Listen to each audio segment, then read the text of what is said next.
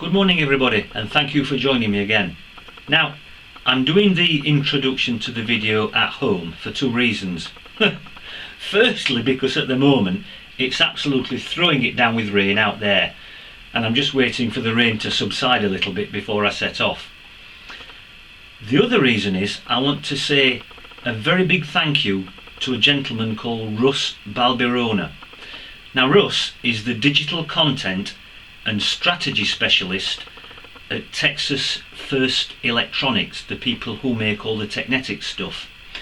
Now, Russ has very kindly sent me this lovely t-shirt with the Technetics logo on it.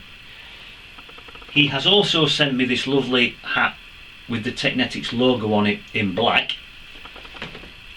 He's also sent me another one in camouflage with the logo on it. And he has also sent me the latest state-of-the-art pinpoint probe made by Technetics, the Pinpoint, which I will be trying out in the field today for the first time. So stay tuned to the end of the video, because I will be talking about this a little bit more and telling you some more about all the wonderful programs and features that are built into it. Okay, my friends, right. I'll see you out there if it stops raining, and I'll catch you all on the first signal. Okay, my friends, bye for now.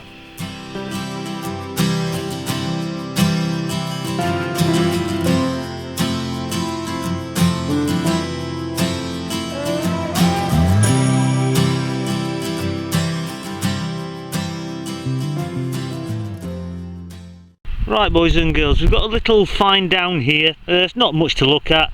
I think it's just what's left of a harness mount or a horse brass type thingy. Okay, we'll pop it into the bag and we'll crack on. Well, boys and girls, I don't dig too many of these up. I thought it was a 2p piece at first, but it's not. I think it's a £2 coin. Very close to the surface, only about 3 inches deep, so not surprising really. But yeah, that's what it is, £2 coin. Okie dokie, into the boxy thing with it and we'll crack on. Well, boys and girls, it looks like this is the day for horse decorations. That was the one that I dug up a short while ago, and I've just dug this one up, which is quite similar to it. Not very deep, only about 4 or 5 inches deep, but another relatively interesting find. Okie dokie, into the bag with it and we'll crack on. Right, my good friends, we've got another target down here, probably about 6 inches deep, and I'm assuming it's a musket ball or a pistol ball. Yeah, just a nice little pistol ball, but I don't mind finding them because they're all parts of history. Okie dokie, my friends, we'll fill the hole in and we'll crack on. Right, boys and girls, well, just in case you were wondering, I'm not using the 15-inch coil today. I've got the stock coil on, but I'm doing okay with it. Got a signal down here, only about 4, maybe 5 inches deep. Came up at 69 on the ID scale, and it's just down there, my friends. And it looks as though we've got a little, probably a halfpenny, I would have thought. Might be able, actually I think I might be able to see somebody's head without my glasses on, which is not bad for me. Well, I think I can anyway. I think it might be Queen Victoria, but I'm not sure. Anyway, it's another nice little find, so we'll pop it into the little boxy thing and we'll crack on, my friends. Right, boys and girls, well, apart from it blowing a gale, it's now absolutely pissing it down with rain, so we may have to cut this hunt short, I'm afraid. Anyway, we've got a signal down here, came up at 77 on the ID scale. You can just see the edge of it there. I think we've got a coin. Once again, looking very green, but I think I can see something off it, so we might be lucky. Anyway, into the little boxy thing with it, and I think I'll go and get some shelter under the trees. Well, boys and girls, it's absolutely hammering it down. I'm sat under a tree, underneath my umbrella. Craig has found a signal in the middle of the field, so he's digging it, I'm getting absolutely soaked.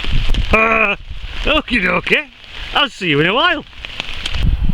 Right boys and girls, I've come down to the bottom of this field because, well, it's still windy down here, but at the top of the field it's blowing a right gale, and it's just impossible to make a video. Anyway, we've got a signal down here, came up at 77 on the ID scale. It's only about, what, 6 inches deep. It's on its edge, which is why it was a bit scratchy, but we've got a nice little coin, I think. Looking nice and green. Whether there's anything on it or not, I don't know.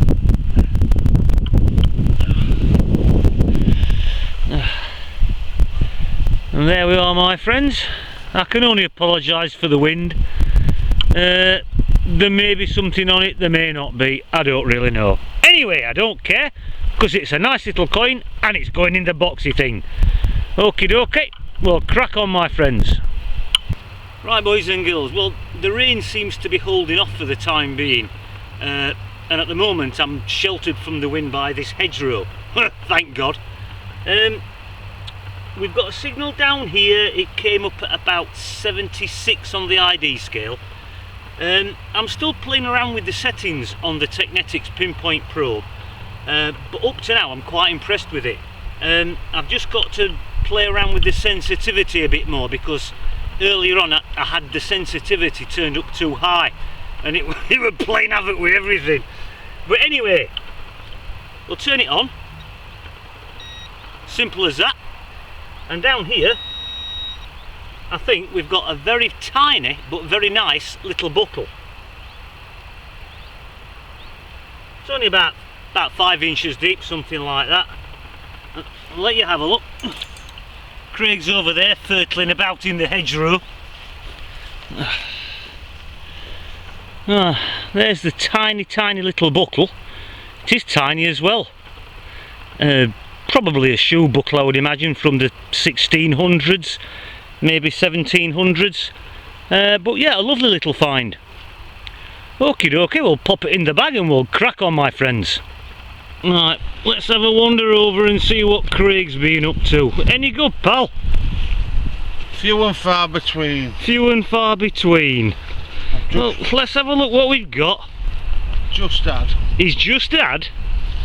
Another heart-stopping moment. I thought I'd got me hammered. Oh, I thought he'd got his hammered. I think it's a thin button. A what? A thin button. Oh, a thin button. All right, okay. Just that. It's crusty. Oh, well, yeah, could be a button.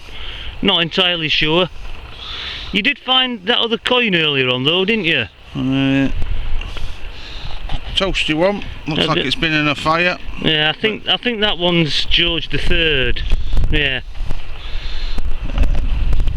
The tiny buttons. This simplex is diamond for finding tiny. He does like his 4-hole buttons, don't you, love? I do indeed. Okie dokie, right, we'll get on a bit further and see what else we can find. Right, my good friends, Craig's just shouted me over because he says he's got a good find. What we got? We've got a lead token of sorts. Oh, very nice. TW on it. That's a cracking little... blank on back, as far as I can tell. Yeah. That's nice. That's looking fairly medieval to me, my friend. Yeah. I'm not quite sure whether it's in focus with the camera, but you'll get a photograph of it later on in the video. But very nice find, my friend. Yes, very good. Oh, well done. Very nice. Good to be back out, by the way. Right, catch you all later. Welcome back, everybody. Well, that was fun. With all the wind and the rain, all my clothes are now drying out. Anyway, I'll put the finds together and we'll have a look at those. Okie dokie, see you in a minute.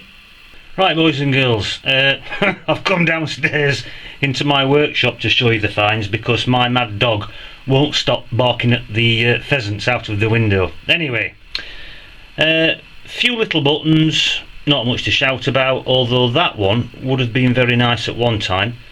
because it was silver plated, but anyway it's broken as well, so there you go.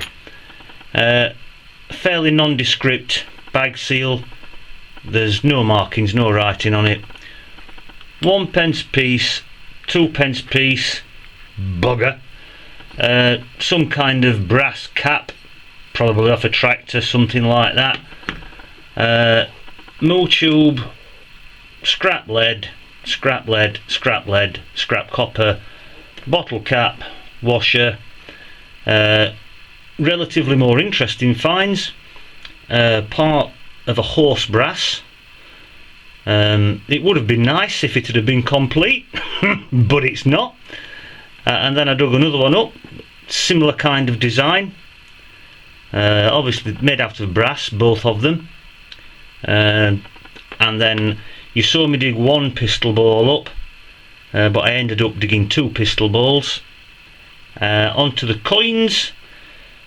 I haven't bothered doing much with that one because there is absolutely nothing left on it whatsoever.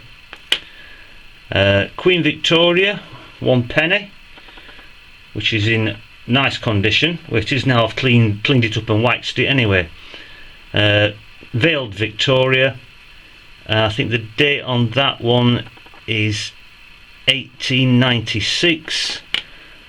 Victorian halfpenny, I think the date on that is 1891. Much younger Victoria on the other side, just there. This one I thought was a George III halfpenny, but it's completely the wrong size. In fact, it's the wrong size for any monarch facing right of that period. There is somewhere on the other side a Britannia. Trust me, there is. You can just see Britannia there. I mean, actually, apart from the obvious wear, it's not in bad condition, that. But I don't know who it is, and I don't know what it is. Because, as I say, it's just completely the wrong size for everything I can find in the book. But anyway, there you go. And on to what are probably certainly are the best two finds of the day, is this very, very tiny little bottle, which is a lot older than what I thought, because I've done some research on it and it's actually medieval. I've found some on the internet and they're almost identical to that one, so that's probably from round about 1400, something like that. Cracking little find.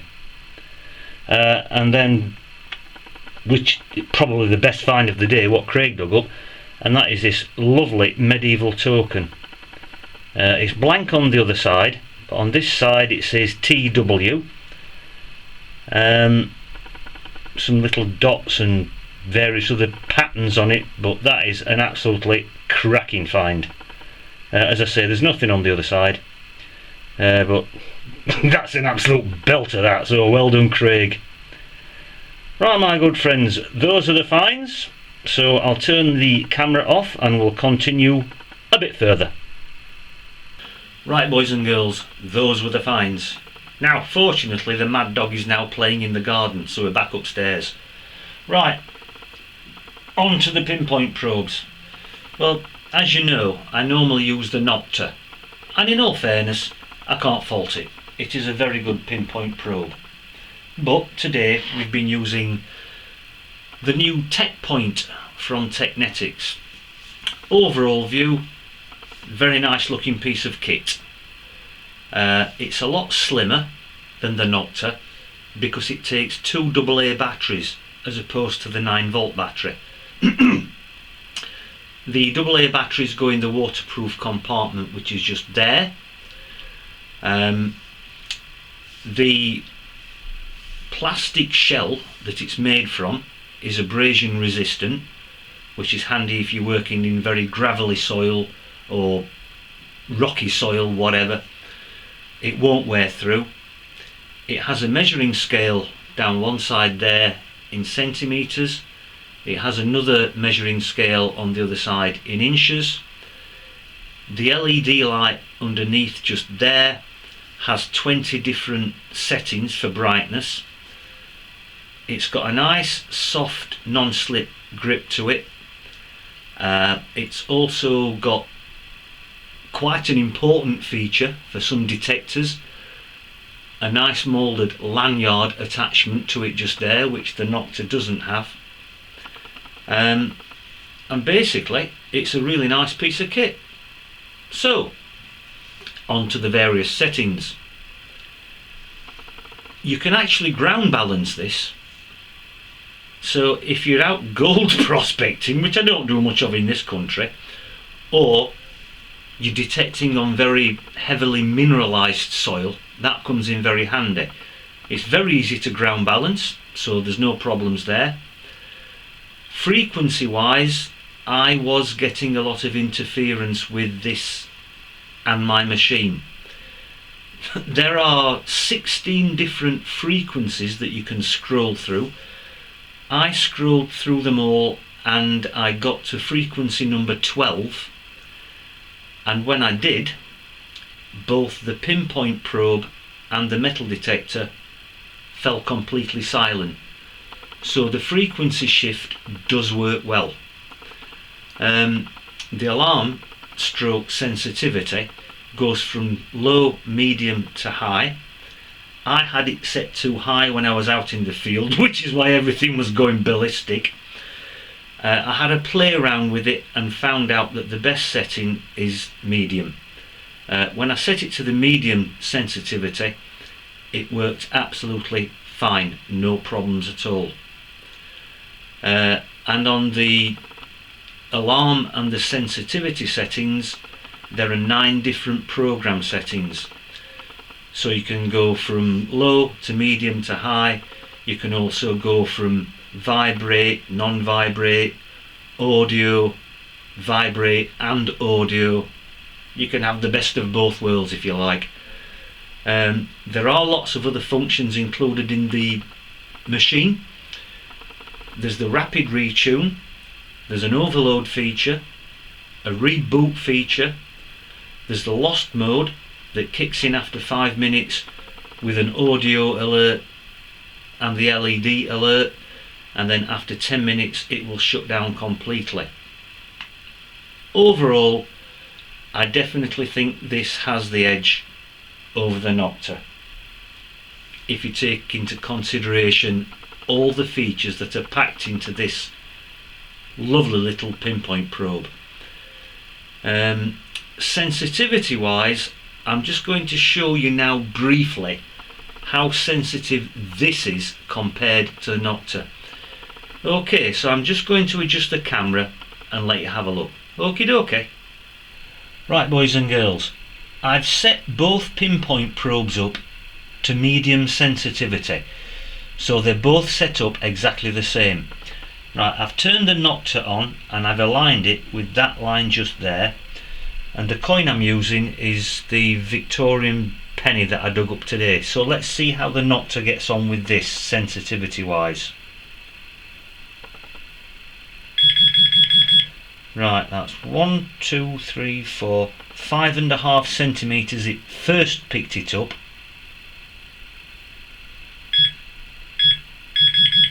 And 1, 2, 3, 4, 4.5 centimetres till it picked it up properly. We'll do that again. But there we go, 1, 2, 3, 4. Let's call it 5.5 centimetres for the Nocta. Right, I'll just turn that off. And we'll turn on the tech point. And we'll put that bang on the same line, just there, like that. So remember, it was in between 4.5 and 5.5 centimetres for the Nocta.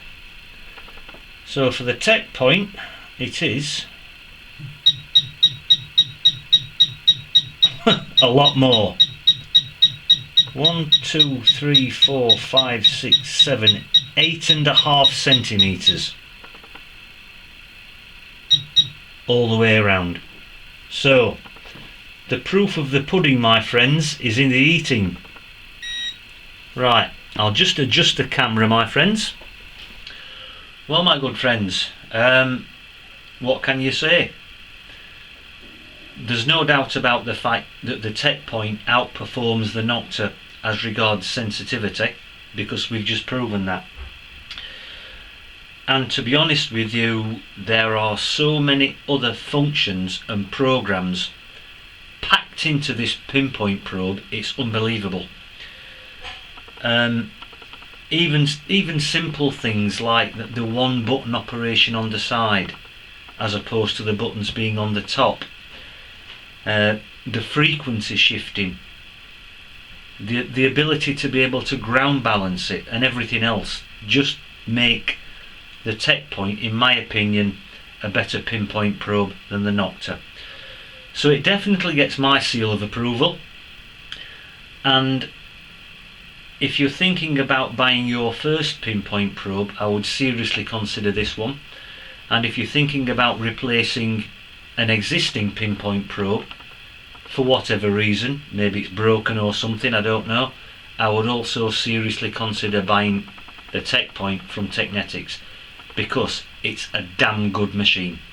Okay, my friends, well, I hope you enjoyed today's little adventure and a little demonstration despite the weather. Anyway, thank you very much for joining me, and I'll see you all the next time round. Bye for now.